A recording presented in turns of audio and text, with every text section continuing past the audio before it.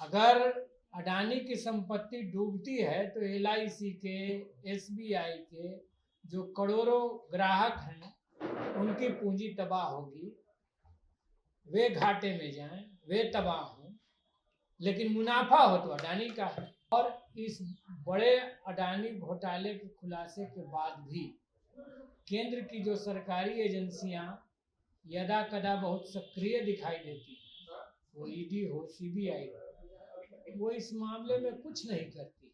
विधानसभा में भी, विधानसभा के पटल से भी इन प्रश्नों को हम उठाएंगे और विधायक दल ने इस पर भी बात की कि यह कोई दिल्ली का मसला नहीं है, यह हिंदुस्तान की अर्थव्यवस्था को एक दूसरी दिशा में ले जाने का प्रश्न है। मनीष सिसोदिया जो कि डिप्टी सीएम है दिल्ली के, उनकी गिरफ्तारी हुई। हम उस गिरफ्तारी की कड़े शब्दों में निंदा करते हैं। तो इसीलिए इसको हमने एक बड़ा सवाल के रूप में लिया है कि पूंजी का उनके हाथों में केंद्रीकरण और फिर विकास के लिए सभी सरकारों का कि भाई अडानी ही बढ़िया रोड बनाता है तो अडानी ही ये करता है तो बड़ा कमीशन देता है।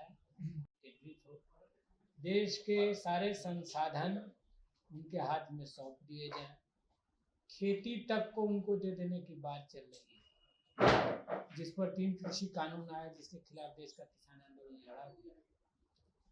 तो और इस बड़े अडानी घोटाले के खुलासे के बाद भी केंद्र की जो सरकारी एजेंसियां यदा कदा बहुत सक्रिय दिखाई देती हैं, वो ईडी हो, सीबीआई हो, वो इस मामले में कुछ नहीं करती। तो ये बहुत सारी बात को कह देता है।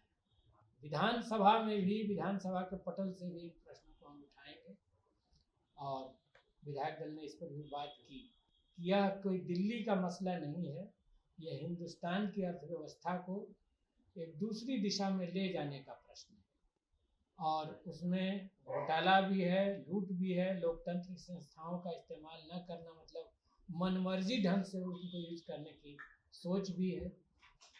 विपक्ष पर तो यही संस्थाएं बहुत ज़्यादा हमलावर होती हैं। कल मनीष सिसोदिया जो कि डिप्टी सीएम है दिल्ली के, उनकी गिरफ्तारी हुई।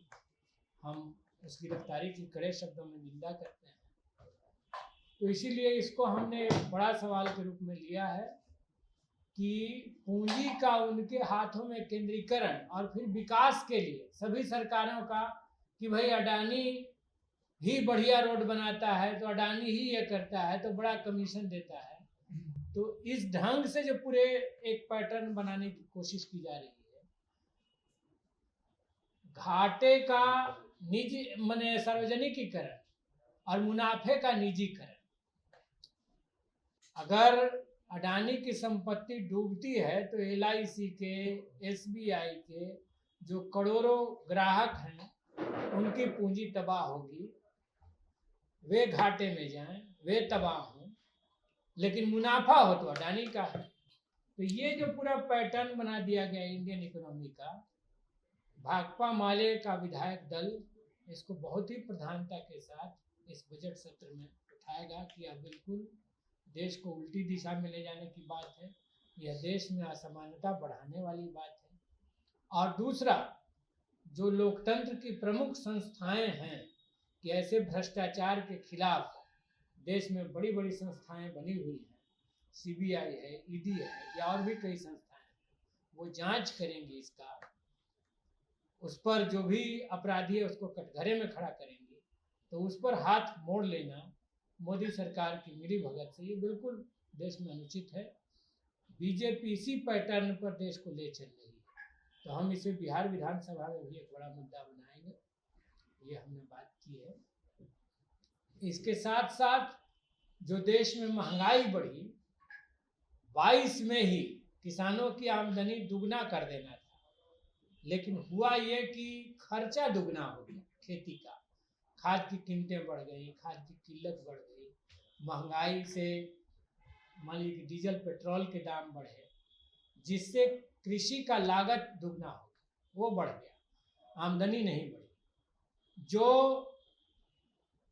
मतलब किसानों को जो लाभ होना चाहिए था वो नहीं मिला। और अभी भी बिहार में भी ये मांग हम लगातार उठा रहे हैं, केंद्रीय स्तर पर भी हमने उठाया है कि घाटे की खेती अब किसान बर्दाश्त नहीं करेंगे, फसलों का लाभकारी दाम हमें चाहिए। स्वामीनाथन कमीशन की रिपोर्ट के अनुकूल C2+50% चाहिए और सरकारी खरीद फसलों के किसानों से हो। ये केंद्र सरकार भी इसकी गारंटी करे, जो उसका दायित्व है वो करे, और बिहार सरकार जिसने एक समय APMC एक्ट को खत्म किया, मंडियों को खत्म किया, तो फिर से उनकी बहाली करे और बिहार में फसलों की खरीद की गारंटी करे। आज एक टैक्टिस के तहत पिछले दिनों गेहूं के भाव मार्केट में बढ़े, किसानों को थोड़ा लाभ हुआ। नतीजा क्या हुआ? नतीजा ये हुआ कि सरकारी खरीद गेहूं की घट गई और इससे जो PDS में गेहूं वितरण होता था उसकी कटौती हो गई। गेहूं गरीबों को खाने के लिए लंबे समय तक नहीं मिला, वो चावल ही चावल खाएं। तो अब हमारे फूड हैबिट में आप देखेंगे कि चावल गेहूं दोनों लगभग बराबर रूप से शामिल हो गया है बिहार के लोगों के। तो इसलिए यह एक बड़ा प्रश्न है जिसे हम उठाएंगे। इसके साथ साथ बिहार सरकार से हमने मंडी कानून को लागू करने के साथ साथ